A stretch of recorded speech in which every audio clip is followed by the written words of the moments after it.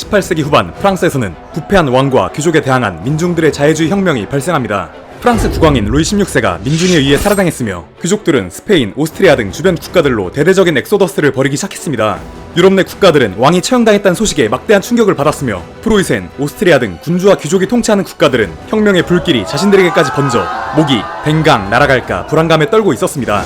결국 유럽 국가들은 프랑스에서 촉발된 혁명의 불씨를 꺼트리고 자신들의 기득권을 지키기 위해서 프랑스와의 전쟁에 줄줄이 뛰어들고 있었습니다. 군주제를 수호하는 유럽 국가들과 프랑스 혁명 정부 간의 전쟁이 본격적으로 시작된 것입니다. 그리고 이러한 혼란의 전국 속에서 나폴레옹이 인민들의 지지에 힘입어 프랑스를 장악합니다. 당시 전투에서 단 한 번도 패배한 적 없었던 나폴레옹의 사기는 하늘을 찌르고 있었고 그가 이끄는 군대는 어김없이 연합군을 아작내며 승승장구하고 있었습니다. 결국 주변 국가들은 줄줄이 프랑스와 조약을 맺어 전쟁을 중단했으며 프랑스 혁명 전쟁의 중심이었던 오스트리아마저 나폴레옹의 군대에 박살나 전쟁을 멈추게 되자 바다 건너에 있던 영국도 결국 프랑스와 조약을 맺어 전쟁을 잠정 중단하기로 합의하였습니다. 이렇게 수많은 국가들과 동시에 전쟁을 치렀던 프랑스는 1802년 마침내 유럽 국가들로부터 그 지위를 인정받게 되었습니다. 애초에 혁명으로 어수선해졌더라도 프랑스는 왕정 시절부터 전통적 강대국으로서 막강한 국력을 가지고 있었고 이러한 프랑스를 무너뜨리는 것은 결코 쉬운 일이 아니었습니다. 또한 당시 영국은 서서히 팽창을 가속해가는 러시아 제국의 동향도 계속해서 살피고 있어야 했기에 프랑스와의 전쟁에 국력을 낭비할 여유가 없었습니다. 이렇게 최소 5대1 이상의 맞짱까지 이겨낸 나폴레옹은 민중들의 압도적인 지지를 바탕으로 프랑스 전체를 장악해 나가기 시작했고 이렇게 나폴레옹의 시대가 본격적으로 열리고 있었습니다. 당시 프랑스는 국제체제에서 강력한 라이벌이었던 영국을 배제하고 자신들 중심의 새판 짜기를 시도하고 있었습니다. 프랑스는 프로이센, 오스트리아, 네덜란드, 스위스, 이탈리아 등 유럽 국가들 사이에서 자신이 중심이 되는 체제를 설계하고자 했었는데 이는 결국 유럽의 패권 국가로서의 지위를 획득한 것을 의미했습니다. 그동안 유럽에 막대한 영향력을 끼쳐왔던 영국은 프랑스가 유럽에서 자신을 배제하려는 행위에 극심하게 경계하고 있었습니다. 유럽의 두 강대국 영국과 프랑스는 이미 자신이 죽지 않으려면 상대를 죽여야만 하는 냉혹한 국제정치의 제로섬 게임 속에 휘말려 있었던 것입니다. 결국 1803년 영국은 1년간의 짧았던 평화를 파기하고 또다시 프랑스에 선전포고를 하기에 이릅니다. 나폴레옹 전쟁이 도대체 언제부터 시작된 것인지 그 시점에 대해선 논란이 있으나 1803년 시작된 이 영국과 프랑스의 전쟁을 나폴레옹 전쟁의 시작점으로 대개 바라보고 있습니다. 전통적 왕권을 무너뜨리고 등장한 나폴레옹의 프랑스는 사실 영국뿐만 아니라 여타 주변 국가들의 체제 유지에도 심각한 위협을 가하고 있었습니다. 따라서 연쇄적 혁명을 틀어막고 전통적 질서를 수호해야 하는 다른 주변 국가들도 시기의 차이일 뿐 결국 프랑스와의 충돌을 맞이할 수밖에 없는 운명이었던 것이었죠. 그렇게 잠시 동안의 짧은 평화를 맞이했던 유럽은 1803년 영국을 시작으로 다시 한번 국가들의 운명을 건 전쟁에 돌입하기 시작합니다. 그렇게 프랑스 혁명전쟁 이후 영국, 오스트리아, 러시아를 중심으로 한 제3차 대프랑스 동맹이 결성되었고 이렇게 19세기의 세계대전이라고 할 수 있는 나폴레옹 전쟁이 시작된 것입니다. 바다 건너의 영국은 사실 유럽 대륙에서 나폴레옹과 직접적으로 싸우기는 제한되었기에 오스트리아와 러시아에 막대한 금전과 물자를 퍼부어주며 프랑스를 상대하고자 했습니다. 그러나 나폴레옹은 전선을 휘몰아치며 연합군을 끊임없이 분쇄해 나갔고 결국 1806년 7월 오스트리아는 프랑스의 압도적 무력 앞에 평화 조약을 맺을 수밖에 없었습니다. 애초에 러시아는 너무 거리가 멀었고 영국은 바다 건너에 있었기에 제대로 싸우기도 힘들었기 때문에 오스트리아가 프랑스와의 전쟁에 패배하자 자연스럽게 제3차 대프랑스 동맹은 흐지부지 될 수밖에 없었습니다. 이러한 전쟁 과정에서 신성 로마 제국 산하에 있던 독일 지역 일부 국가들은 프랑스의 속국으로 전락하였으며 나폴레옹은 이들 국가를 엮어서 프랑스 치하에 라인 연방을 새롭게 창설합니다. 그렇게 독일 지역 국가들이 대거 분열되고 그 중심에 있던 오스트리아까지 프랑스에 박살나자 결국 독일 지역 국가연합인 신성 로마 제국은 더 이상 버티지 못하고 붕괴를 맞이하게 되었습니다. 그리고 당시 독일 지역의 주요 국가 중 하나인 프로이센은 이러한 연합전쟁에 휘말리지 않기 위해서 조용히 지켜만 보고 있었는데 프랑스가 독일 국가들을 대거 자신의 속국으로 전락시키고 자신들의 국가 연합체인 신성 로마 제국까지 붕괴시킨 것에 격노하며 프랑스에 대한 보복을 결심하기 시작합니다.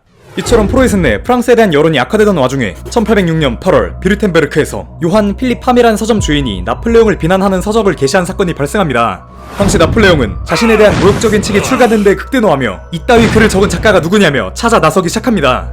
그러나 당시 그 책은 익명으로 작성되어 있었고 이로 인해 나폴레옹은 자신을 모욕한 작가를 찾아내는데 실패합니다. 결국 나폴레옹의 분노는 익명의 작가 대신 이 책을 게시한 서점 주인에게 향하기 시작했고 결국 서점 주인이었던 요한 필립 함은 나폴레옹을 모욕한 책을 게시한 죄로 처형당하고 말았습니다. 이전부터 지속적으로 독일의 자존심을 구기던 프랑스에 대해 프로이센은 참고 또 참았으나 이 같은 사건은 결국 프로이센 왕실의 막대한 분노를 야기하고 말았습니다. 그렇게 1806년 10월 9일 프로이센이 프랑스에 선전포고를 하며 전쟁에 뛰어듭니다. 이렇게 영국, 러시아, 프로이센을 중심으로 제4차 연합전쟁이 시작된 것입니다. 그러나 이번에도 프랑스군은 압도적인 무력으로 프로이센군을 격파해 나가기 시작했고, 프로이센은 전쟁 개시 겨우 보름 만에 프랑스군에게 베를린을 내주는 충격적인 패배를 맞이하고 말았습니다. 프로이센을 초토화한 프랑스는 곧장 폴란드 지역에서 러시아와의 전투를 시작했고, 러시아도 결국 프랑스의 무력 앞에 무릎을 꿇을 수밖에 없었습니다. 1807년 7월 프랑스의 나폴레옹과 러시아의 알렉산드르 1세는 평화 조약을 맺어 전쟁을 중단하였으며, 이 조약에서 프로이센은 영토의 절반이 뜯겨나가는 처참한 결과를 맞이하고 말았습니다. 자, 이렇게 연합국이 연속적으로 처참한 패배를 맞이한 이후 유럽은 아주 잠시 동안의 짧은 평화를 맞이하였습니다.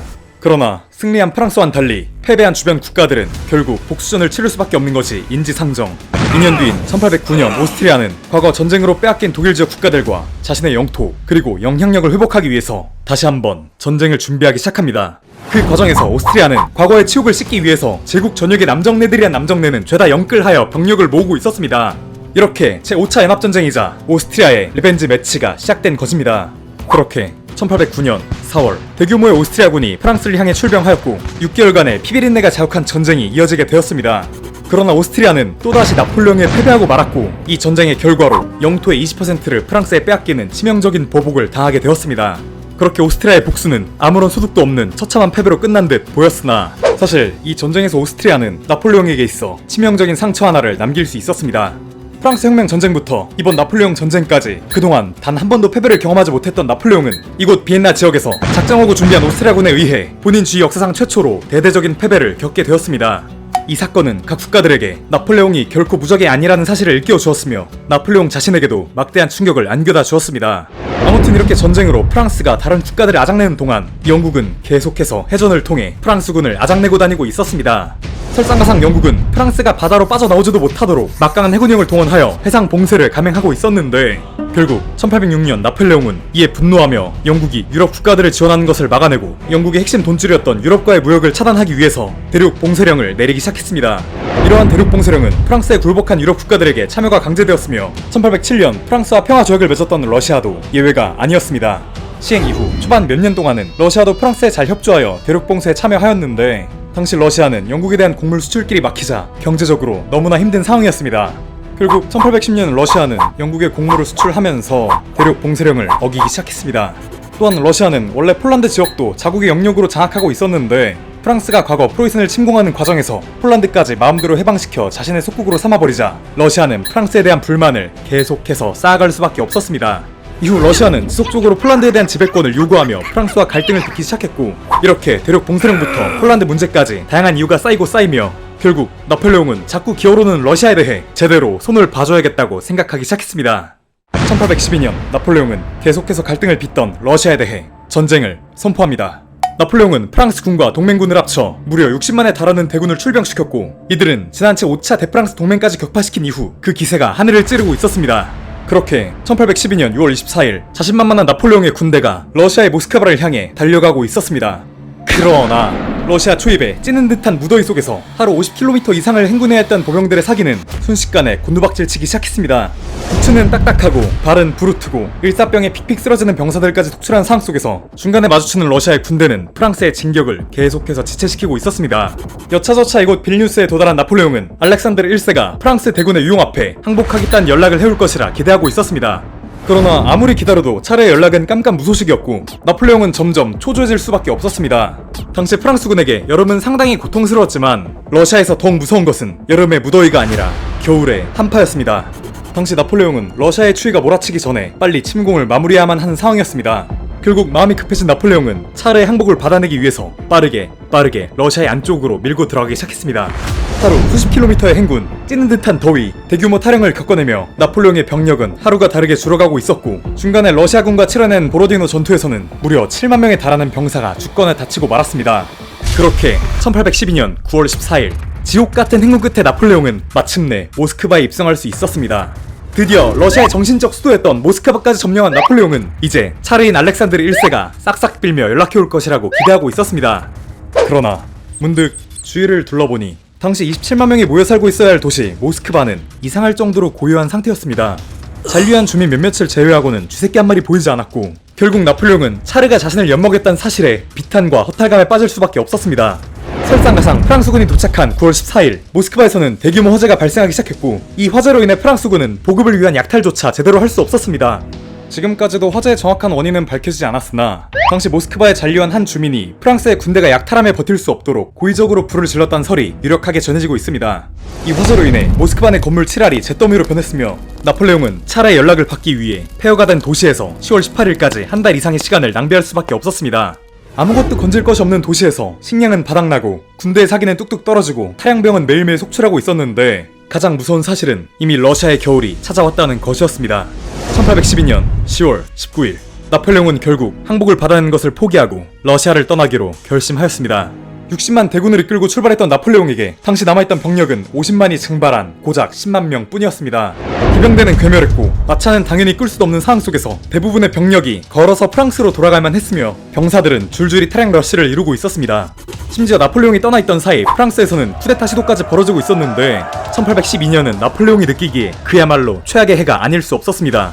이렇게 나폴레옹은 만신창이가 된 병력을 이끌고 간신히 돌아오게 되었지만 러시아에서 아작난 나폴레옹을 지켜보던 영국, 프로이센, 오스트리아, 스웨덴, 포르투갈, 스페인 등 주변 국가들은 드디어 기회가 왔다고 판단하며 리벤지 매치를 준비하기 시작합니다.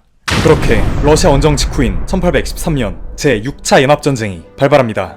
나폴레옹은 연합군과 맞서기 위해서 온갖 병력을 긁어모으기 시작했으나 이미 괴멸적인 타격을 입었던 나폴레옹의 군대는 180만에 달하는 각 유럽의 연합군을 상대로 할 수 있는 것이 거의 없었습니다. 결국 1814년 4월 23일 나폴레옹의 프랑스는 연합군의 무력 앞에 처참히 패할 수밖에 없었고 나폴레옹은 즉각 엘바 섬으로 추방당하게 되었습니다. 이후 연합국은 프랑스에 다시 부르봉 왕가를 복권시켰고 프랑스 혁명 이후 약 20년 만에 나폴레옹의 시대는 막을 내릴 수밖에 없었습니다. 이후 다들 아시다시피 나폴레옹이 1815년 엘바섬 탈출을 전격 감행하며 연합국과의 대대적인 복수전을 치렀으나 그 유명한 워털루 전투에서 처참히 패배하며 길고 길었던 나폴레옹 전쟁을 마무리짓게 되었습니다. 전쟁 이후 나폴레옹은 아예 탈출은 꿈도 못 꾸도록 남대서양 저 멀리 있는 세인트 헬레나 섬으로 유배되었으며 1821년 5월 5일 섬에 갇힌 채 조용히 죽음을 맞이하였습니다. 이렇게 프랑스 혁명과 나폴레옹 통치기로 이어진 20년간의 격동의 시기는 역사 뒤편으로 사라졌으며 유럽은 프랑스 혁명으로 오염된 체제를 무너뜨리고 과거의 전통적 질서를 되찾고자 열심히 발버둥치고 있었습니다. 그렇게 이루어진 회의가 빈 회의이며 그렇게 유럽의 시간을 과거로 되돌린 체제가 바로 빈 체제였습니다. 그러나 사실 자유주의 혁명 이후 유럽 세계는 더 이상 그 이전과 같은 절대주의 시기로 온전히 돌아갈 수 없었습니다. 그들이 찍어 누르고자 했던 혁명의 불씨와 오염된 체제는 평민들의 마음속에 깊이 각인되고 있었고 19세기의 유럽은 곧 자유주의자들과 공산주의자들의 각축장으로 변할 운명이었습니다. 그리고 유럽의 패도를 추구하고자 했던 프랑스가 무너지고 또다시 강대국 간의 눈치게임이 시작된 유럽 세계에서 주요 강대국이었던 두 국가 영국과 러시아는 그들만의 또 다른 경쟁 그레이트 게임을 이어가기 시작합니다. 그리고 그 중심에 이곳 아프가니스탄이 있었습니다.